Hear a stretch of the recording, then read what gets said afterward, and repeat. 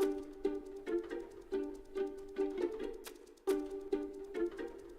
and gentlemen, the central part of this opening inspirational session will be a presentation of a foresight report concerning the Baltic Sea region as we're looking to 2030. As one of the heads of the agencies here in Sweden said, we cannot predict the future, but we can prepare for it.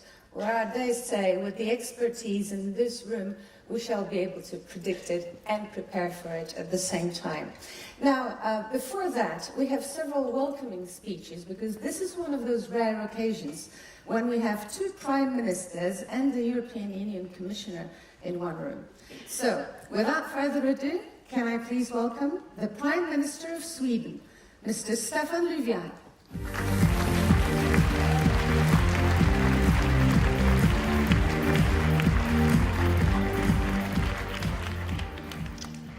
Thank you so much, and colleagues, dear friends from around the Baltic.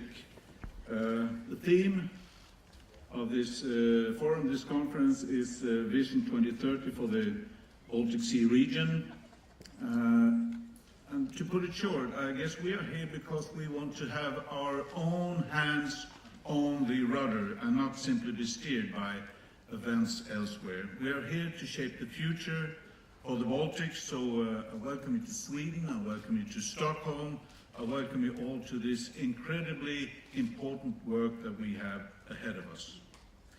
And we learned to cooperate early on. As early as the 12th century, the Baltic region was bound together by the Hanseatic League, and the prosperity that was created at the time remains in evidence in many of our cities and our ports.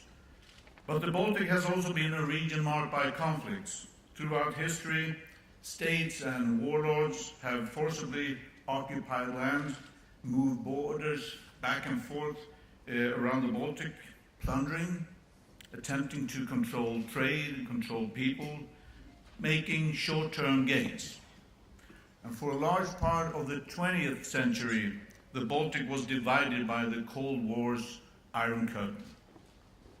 But through the independence movement at the end of the century, trade and growth increased again, and when Poland and the Baltic states joined the European Union in 2004, the old tradition of mutual dependence and trade around the Baltic was restored.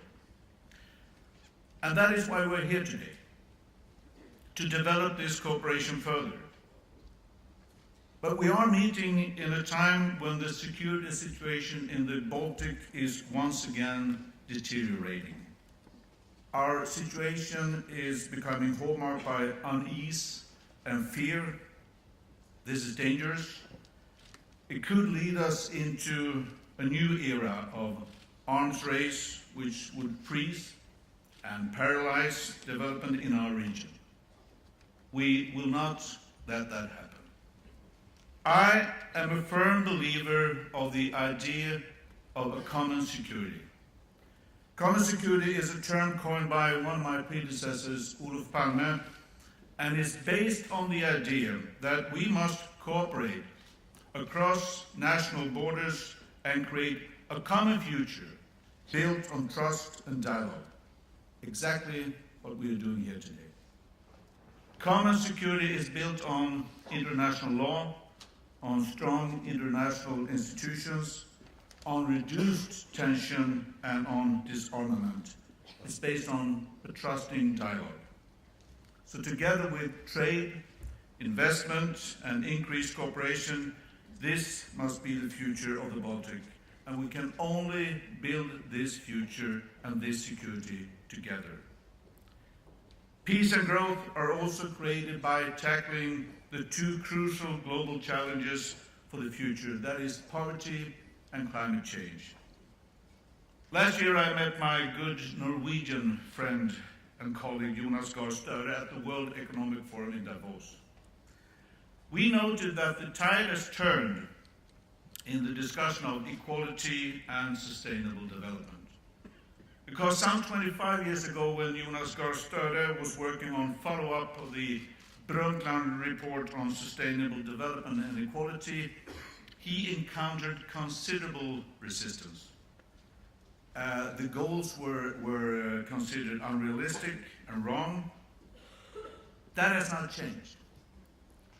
And this was visible in Davos last year. Because now sustainability and equality are on everyone's lips. It began with the realization that equality and sustainable development are tools for change. But now we have reached a point where people understand that these factors are prerequisite to bring about a positive change. And the same thing was also clear when the world's leaders gathered in New York at the end of last year and agreed on the 2030 agenda with its 17 global goals. And we all know that the work in this Agenda 2030 is not to be done by someone else, somewhere else. It has to be done by all of us together.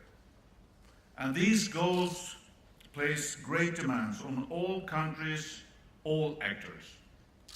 Now, it is my ambition that the Northern Europe take the lead. And that is my ambition out of two reasons. First, it is morally right. We have responsibility towards others, not just ourselves here and now. We have a responsibility towards people all over the world, and we have also a responsibility towards next generation.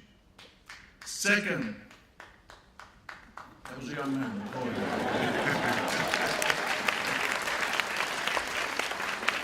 Second is that this is also economically smart.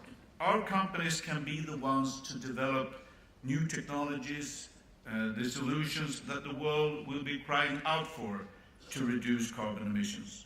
So our region will benefit from being at the very forefront of climate adaptation. And that is why we should take the lead. Now, the Baltic Sea is right now a polluted sea. Large areas of the seabed are suffering from oxygen depletion. Levels of several hazardous pollutants are high, and severe algal blooms bear witness to an ecosystem that is out of balance. For far too long, we have allowed excessive nutrients to feed into our shared sea. Eutrophication affects all our countries in the form of a declining marine environment. And instead, we must live up to the commitments we have made under the Helsinki Commission. We also know that the Baltic Sea is already one of the world's busiest waterways. And yet traffic is expected to double by 2030. In essence, I think that is positive, because we should continue to bind our countries together even more. But at the same time, we risk both increased emissions and a higher number of serious accidents as traffic expands. And that is unacceptable.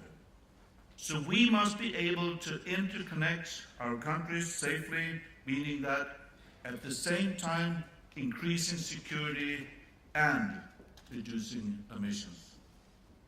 And we need to continue to tackle the environmental damage in the Baltic together, and the joint strategy is needed if we are to meet the environmental challenges we face. Because no country can resolve all these environmental challenges alone. But on the other hand, together there are few issues we cannot resolve. And in our efforts to improve our weaknesses, we can mobilize our region's great strength. We must take advantage of the fact that our region is at the cutting edge of digital development. We have the technological know-how, but we also have people, customers, who are world leaders in drawing on digital innovations, whether it's the latest way of listening to music, or talking to each other by telephone, or curious, feathered Finnish creatures. We possess an innovative power that often astounds the world. With us here today we have Niklas Zennström, who changed global perception of communication with his Swedish-Estonian collaboration Skype. And I'm sure that I'm not the only one who is looking forward to hearing about his experiences.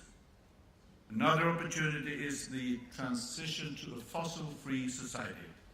Now here too we have the right conditions. We have rivers, we have plenty of wind, and we have a forest. We can do so much with our forest.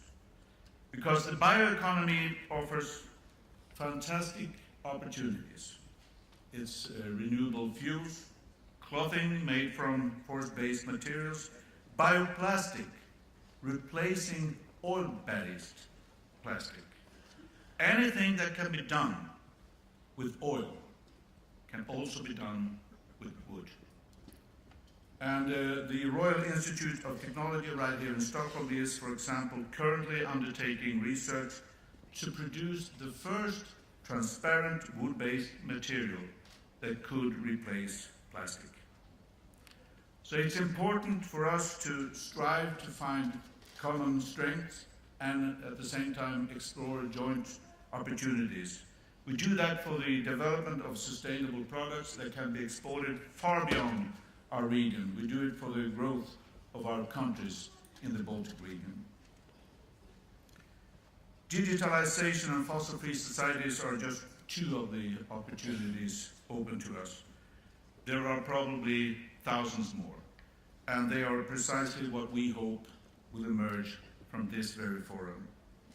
None of us know exactly what the path to 2030 will bring, but from our 1,000-year history, we know this. When free trade and joint development are the hallmarks of our region, and when we discuss our common security and a trusting dialogue, life is improved for people all around the Baltic. Thank you very much.